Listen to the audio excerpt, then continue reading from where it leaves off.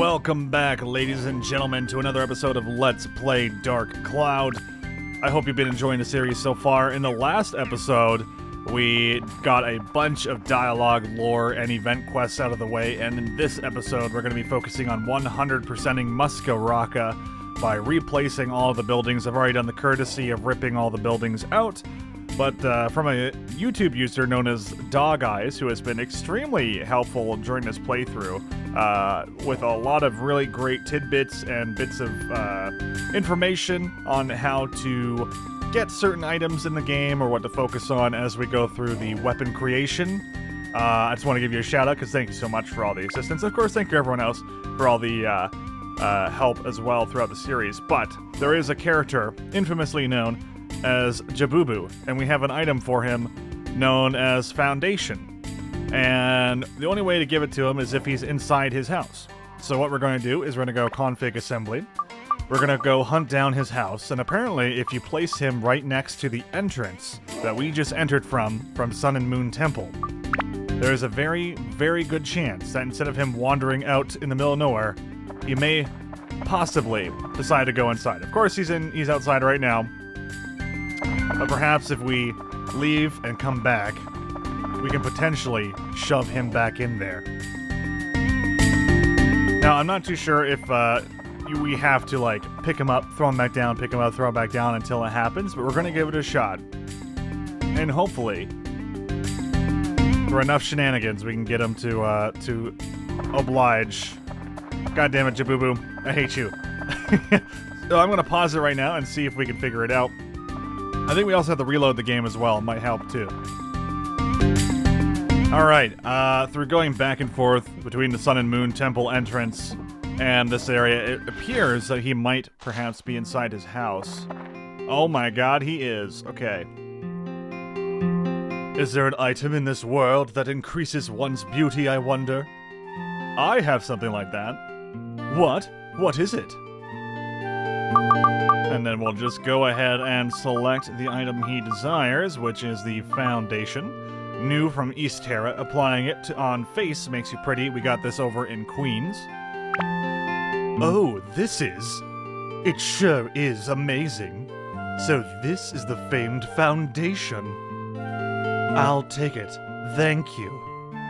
Please, accept this in return.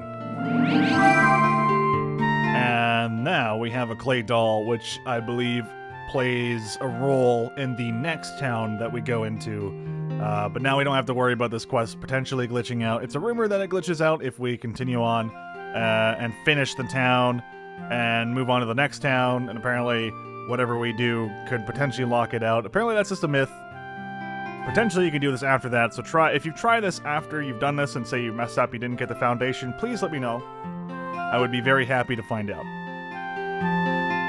It's like a caveman's toy, but at your young age, you might like it. Alright, now is the time to develop the city, Muska Racka. This city is weird. If you don't know the exact mechanics of the city, for example, let's grab the chief's house and take a look at the totem poles that we currently have in existence. We have totem pole A, B, and C. And you may notice that, obviously, totem poles have a bunch of faces on them. And also, it's dusk at the same time. And all that means is that you want that totem to be facing the corresponding house with that face. You know? So this is like a weird face with some boobies on it. So now we gotta get the weird face with some boobies on it. There you go. Excellent. All makes sense? All makes sense. Other than that, there is, essentially, everyone has unique desires in this, so we gotta make sure that we fulfill them. So written up here on almersguide.com/retro/walkthroughs, we have a list of what everyone's needs are, so I didn't have to write them down, thankfully. Oh, it makes my life so much easier. Thank goodness for that. It also has a picture on how to do all this stuff, but we're not going to be following that guide in particular. At least I will try to not follow that picture. I have it removed off the screen, so I can't see it anyway. These two cross bones, like if they're sharp bones, that's Sun and Moon Temple.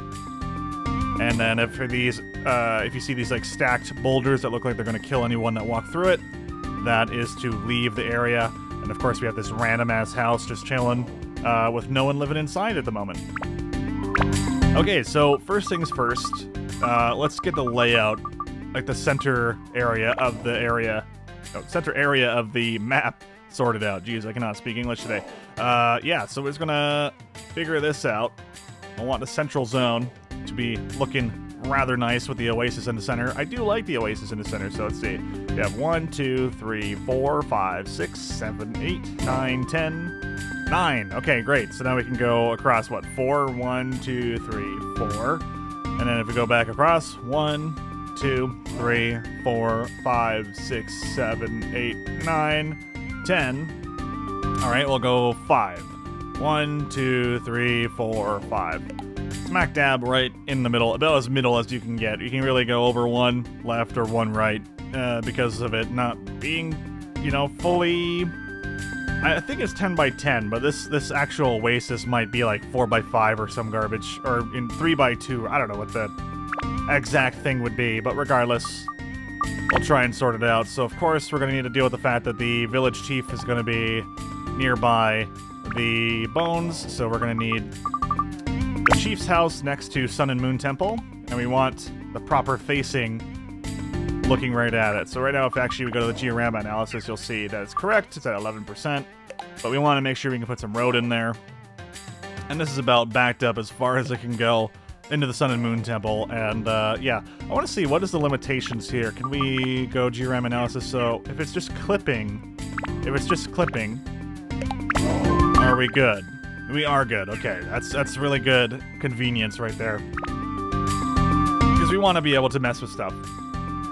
And to keep in mind, the ones that need to be near Totem A is a chief's house, prisoner cabin, and Toto's house. And these are all like backwards or background bonuses for the houses, right? So like not everyone desires these things. People still have desires to be in very specific locations regardless of this, obviously with the chief's house wanting to be right next to the Sun and Moon Temple.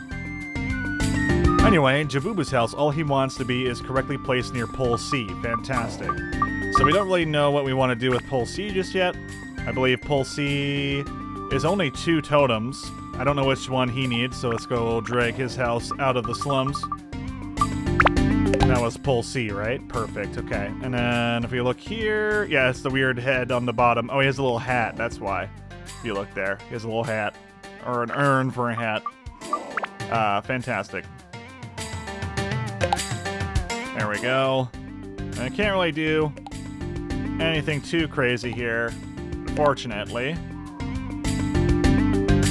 Perhaps if we actually did it like this, we might have a better time. Actually, yeah. You know what? We're gonna do it like this. Nice. And it should still be it should still be clipping it, so we're good. Yeah, we're at 22%. Fantastic, because it's looking right on him. Sweet. This is not going to be a guaranteed layout, but we're trying it out. Zabu's house, place Zabu's house in the correct spot around Totem B. Okay, so Zabu's house is the same way. And now we can bring out Totem B and all of this nonsense. Insanity. Looks like everyone's going to be hanging out on like one side of the map, it seems, although perhaps we can get more space out here. There's only 2 totems on this one. Perhaps every totem actually only has 2 on them. For some reason I thought it had 3. Okay, so that's actually a good sign, because we might actually just be able to put ourselves right there. How far away can we get Jabubu, by the way? Oh, wow, you can actually get them quite a ways away. Might be able to mess with this a bit more as we go along here, but let's just get all the basics in first. We got Zabo's house. And looks like we're going to need to turn this around, which is totally fine. Fortunately, the bird is facing not the greatest of ways.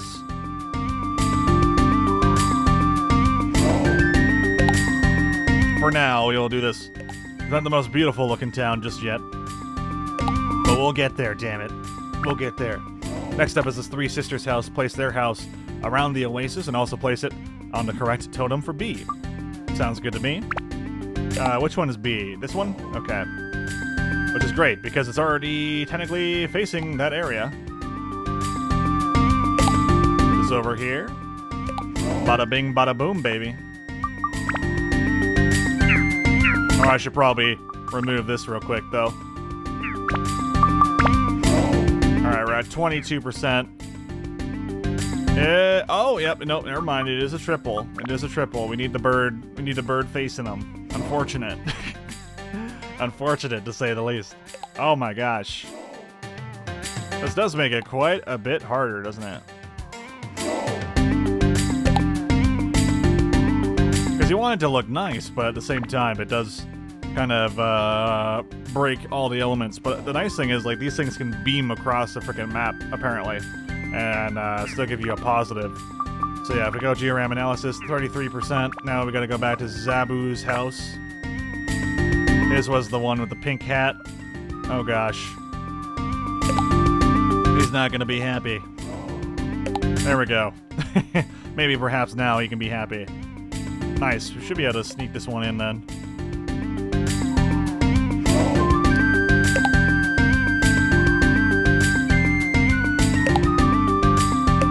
There we go. At least now it's in the middle, and we have space for roads. We might need to uplift the lovely oasis here. And Jabubu's house is just experimental. It's not actually put there for sure. I do like the oasis being super in the middle, but we might need to move it over just for the sake of things. And yeah, with this thing like so, it's gonna be interesting to say the least. Yeah, as long as we have a square in there. So it should be 44. Beauty. Alright, we're living the dream. Brooke's house. She would like to be placed around her totem at B. Yeah, everyone just has the same desires, don't they? We have totem C on the side. Perfect, we got totem A. Spider-Man. And Brooke's house is, in fact, Yellow Hat Man. And Yellow Hat Man's over here. There we go, totem B. Literally just working with totem B. Alright. Enjoy your spot at Totem Nonsense Street. I think the best option then is going to be move all these over. Move this one back a single point. Move this one up. Now we're still happy, right? 55%. Fantastic. We're going to run into some problems over here at Totem C, which means we're probably going to need to move this up here. Which is probably originally planned anyway. At least now we can include this extra house with us, which I like quite a lot. And as long as the oasis is touching the Three Sisters' house, I think we're pretty much solid there. And it still feels like it's a central, pivotal point of the town. Then we have Enga's house. Place Enga's house near Totem C. This just makes our lives so easy. At the same time, makes our lives absolutely living hell. And this is the weird head thing. Great. How are we going to be able to maneuver her house over? Possibly.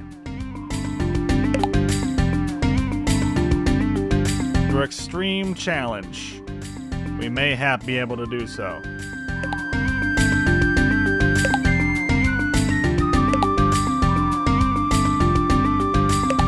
There we go.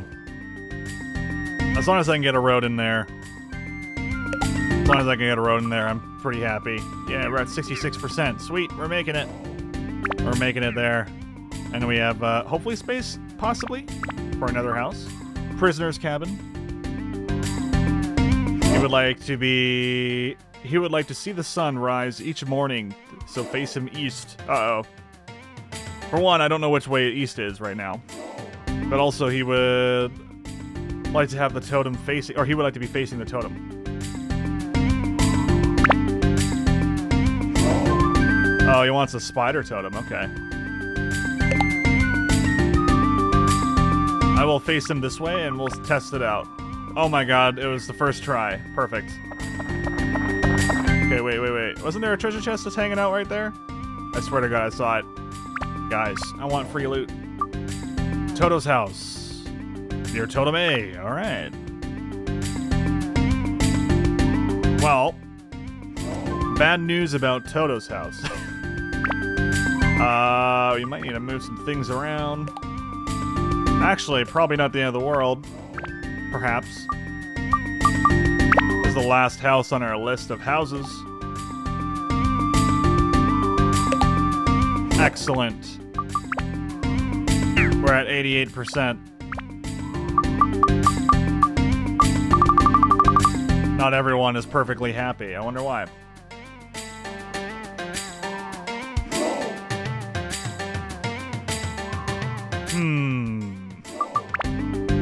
I'm pretty sure we did most of everything, though. As I'm just looking over here. Gron like to be placed each morning with the sun pointing at him. I'm assuming it's Gron's house, then. He's the only one that actually requires anything. Okay. I'm just gonna drop it down. But I'm assuming, as we scoot it around here, it's gonna go to 88%. Or not. Perhaps not. Perhaps that's all his love and fame that he desires. Unless I must have moved or scooched someone's house out of position here, which is definitely a possibility. But these houses appear to be facing the correct direction, thankfully. Oh, yep, we don't have this house, the yellow house. Oh, there you go. We need that one right there. It all makes sense now. Everything's coming up Millhouse. Once we figured that out, now we just move this around. Move that like so. And bada bing. About a 100%. Now, before we back out, we want to get some lovely roads in here and potentially move some things around. I would like to have a road kind of cutting in through here. Perhaps.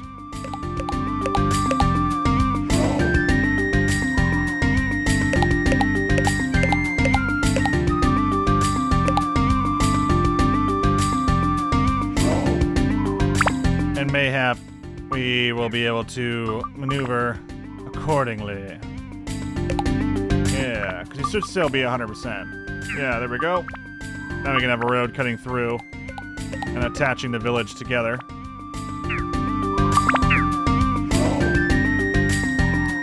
With our biggest issue so far being this totem situation, because we're like we're really shoved into the back here, aren't we? But, oh, wait, hold on.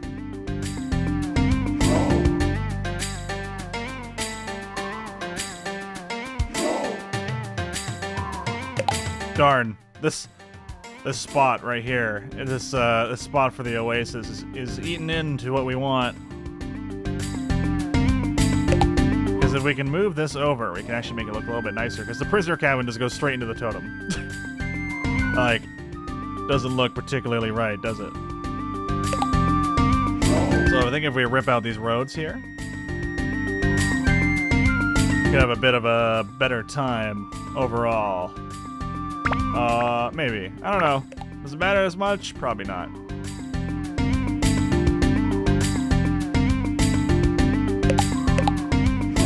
Because annoyingly, we're kind of screwed there, aren't we? Unless we move this totem over. Oh, maybe that's the trick. We move this totem over, yeah? Oh, but we can't, because we gotta have her attached. Gotta keep that 100% rating. How far away can she be? I'm assuming once she goes over here, she's gonna lose it. Oh, she's still 100%. Well, hell yeah.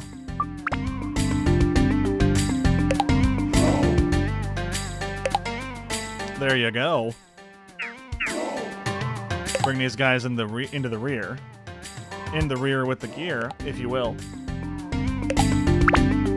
Kind of sandwich them down here.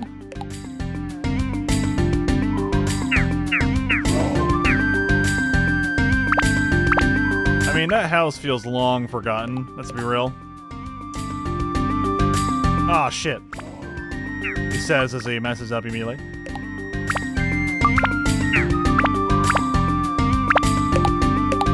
So I feel like having a road kind of fading out anyway trying to get to that position isn't the worst thing in the world.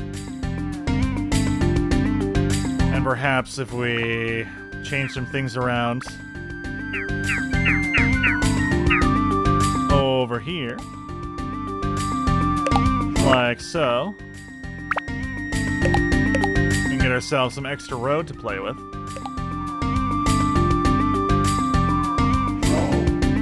And then, so now all the houses have been connected with the road. Hell yeah. Very nice. And even the Forgotten House is connected with road. Look at that. And the Oasis being a central piece to this gorgeous town. F yeah, dude. And of course, we gotta place our complimentary trees. Everyone gets a lovely tree. The cornerstone of every road. Of course, it's just a singular tree, so it doesn't really look that great, but it's something. And of course, we don't have a road, unfortunately, going into the Sun and Moon Temple or leaving the town. But they don't really give us enough road to mess with that. But at least we have roads connected to, like, every single bit. And we should be at 100%. There we go. That's how you do it, and try and make it look sexy. Potentially. Alright, let's do it.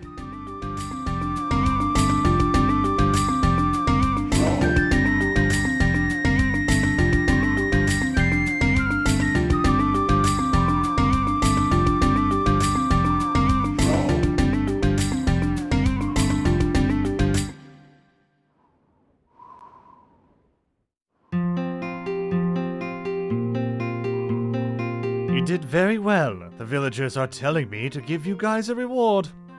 First, for you, Ungaga. Mirage acquired. Next for you, boy with the green hat. Diamond acquired. Listen, the enemy you will face is strong. Good luck.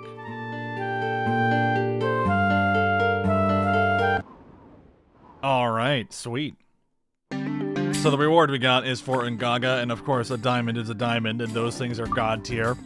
If you throw those on a ×2 slot, then you're living the goddamn dream. Let's switch over to Ungaga just to see what kind of weapon he has. So we have stumbled across a javelin, and here's a Mirage.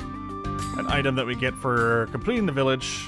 63 attack, 45 endurance, 77 speed, 10 MP.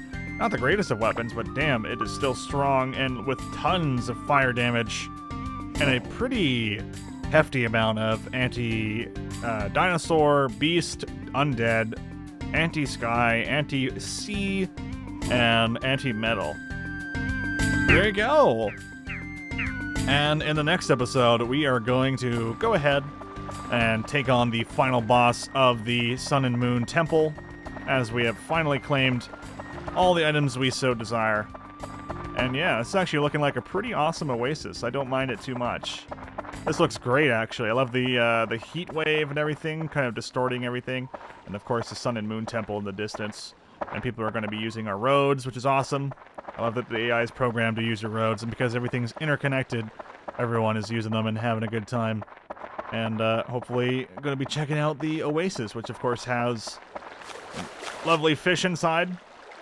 Say, any Marvin Garians in there? I guess you can't see unless you go fishing. But, yeah.